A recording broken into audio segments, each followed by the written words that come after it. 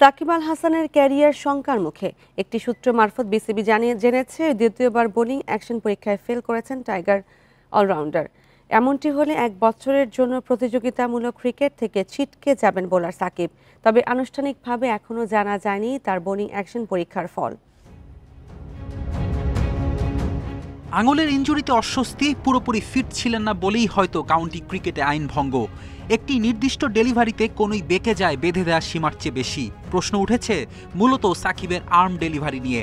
প্রায় 2 দশক আন্তর্জাতিক ক্রিকেটে রাজত্ব করে এমন নিষেধাজ্ঞার কবলে পড়া সাকিবের জন্য হতাশার। তবে দমে যাননি সাকিব। বার্মিংহামের পরীক্ষায় ফেল করে রাতারাতি উঠে পড়ে লাগেন বোলিং অ্যাকশন শুধরাতে।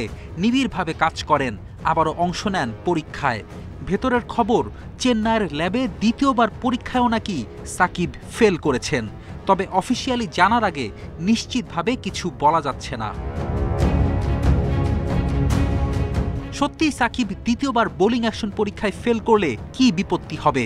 1 বছরের জন্য প্রতিযোগিতামূলক ক্রিকেটে বল করতে পারবেন না টাইগার অলরাউন্ডার। শুধু ব্যাটার হিসেবে তার কি জায়গা হবে বাংলাদেশ দলে? চ্যাম্পিয়ন্স ট্রফি কি আদৌ খেলতে পারবেন? পরন্ত বেলায় শুধু ব্যাটিংয়ের উপর ভর করে ফ্র্যাঞ্চাইজি ক্রিকেটও কি সাকিবের উপর আগ্রহ দেখাবে?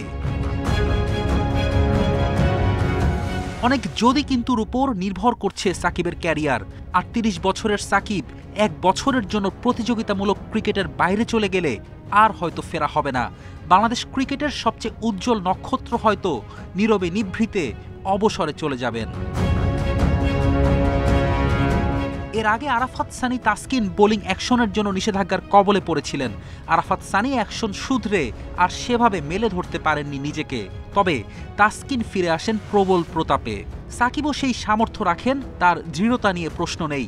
তবে হার মানা লাগতে পারে বয়সের কাছে, সঙ্গে রাজনৈতিক পট পরিবর্তনের জটিলতাও রয়েছে। ফেরদৌস ইসলাম, ইন্ডিপেন্ডেন্ট নিউজ।